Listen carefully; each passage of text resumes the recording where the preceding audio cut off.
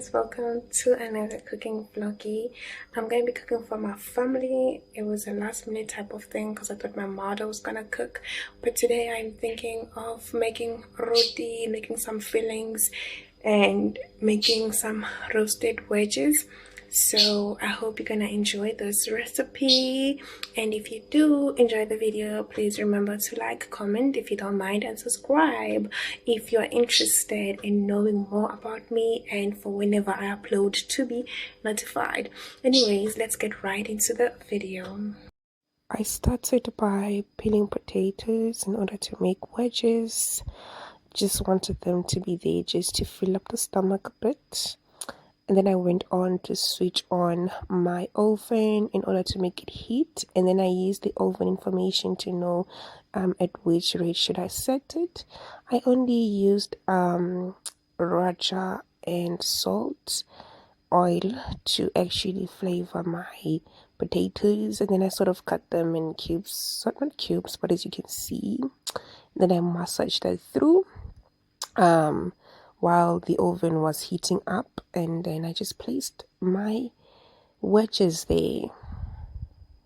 Then I moved on to preparing the ingredients for my salad.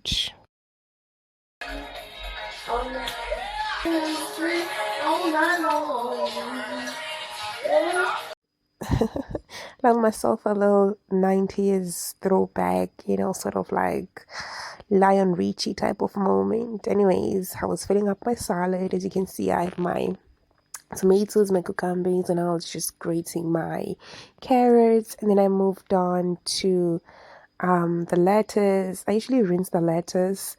We no longer have the cutter for the lettuce, so I just cut it with my hands. I broke it apart with my hands basically, and then I just used a knife here and there. But yeah.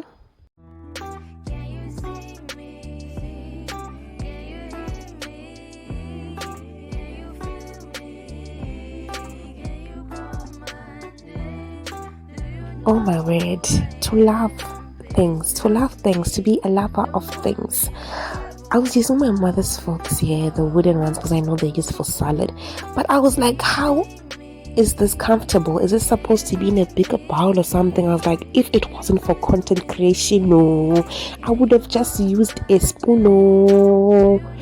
Anyways, I went on to put in some lemon juice because I was going for that sweet, savory sort of flavor, sort of, it's giving like what's the salad, salsa salad type of vibe. Yeah, I wanted that type of flavor to be going on. So yeah, and I put some chili there, guys, some chili. And it's like some chili in my food, and people always cry. I mean, now I've tried to make it a bit more moderate, not to be too much, but sometimes it can get out of hand, guys.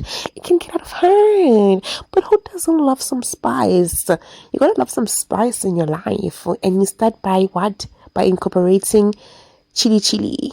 Anyways, I went on to slice my chicken breast in order to cook it. It's part of the filling. I cut it into strips, small strips, and I also didn't flavor my my chicken breast that much.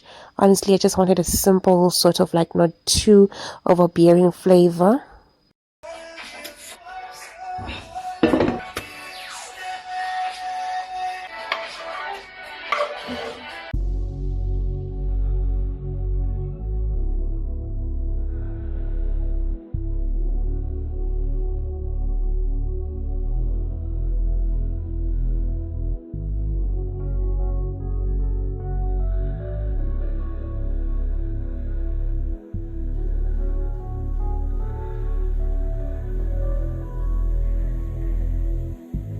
Tokyo snow, my baby, the crimson lights in the city.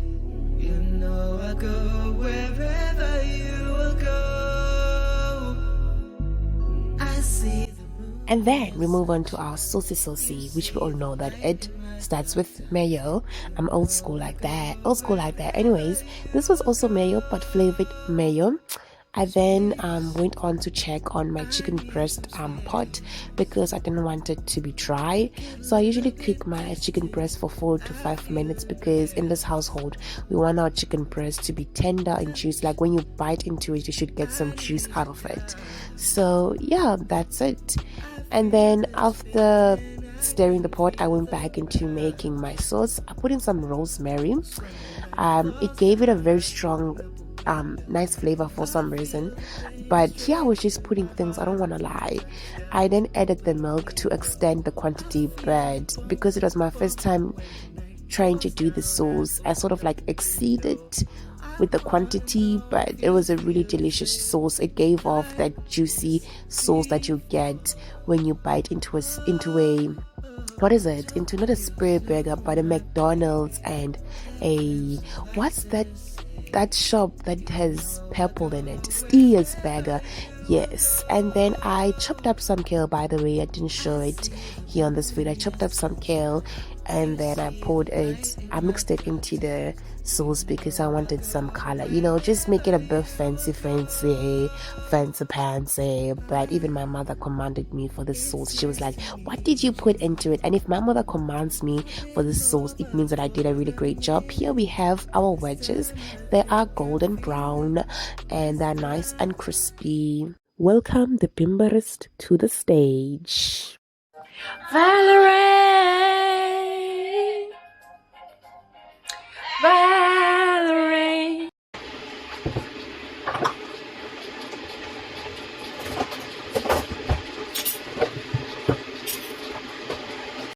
We are making tacos.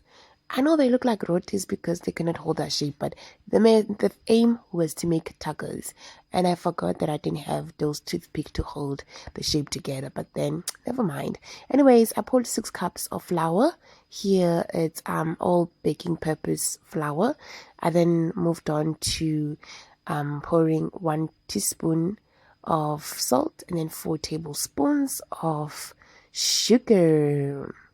And then we moved on to pour some baking powder for it to rise quickly and cook quickly. Just 2 tablespoons.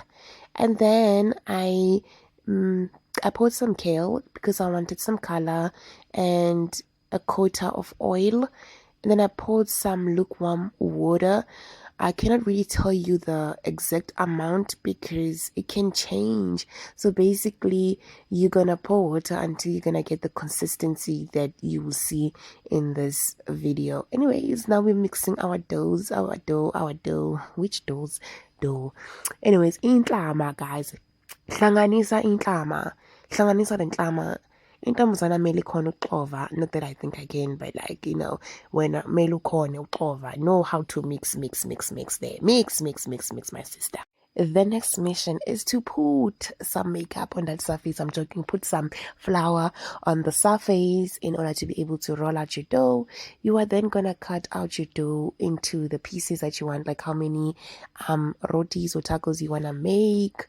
So I cut them into I cut like sort of like medium sort of bits, which I can roll out and make roti on their own. As you can see in this small bowl, I cut about 6. Then I'm just gonna roll them out, and while I'm doing this, I'm preheating my stove in order if I put my my dough there, it quickly rises. So yeah, I forgot to record the clip where I actually cooked the roti, but what you do is you place it on the preheated stove, and then what you do is you wait for it to show bubbles. When it starts showing bubbles, you flip it to the other side, and then you cook it for maybe 30-45 seconds, and then you remove it. Moving on to the last filling is caramelized onion. How I cook my caramelized onion is I put in my oil, I put my onions, I can either cut them in rings or I just cut them in strips, and then I put in some salt so they can cook quicker, and then I just place the lid over them and I cook them on 3 on low heat basically. And then when I see that they are now a bit translucent, I then increase the heat. I spice up my caramelized onion. And yeah, that's it for today's recipe. I hope that you enjoyed today's recipe. You told me you loved me. What a goddamn lie. Goodbye. Won't waste no more time. Need to pour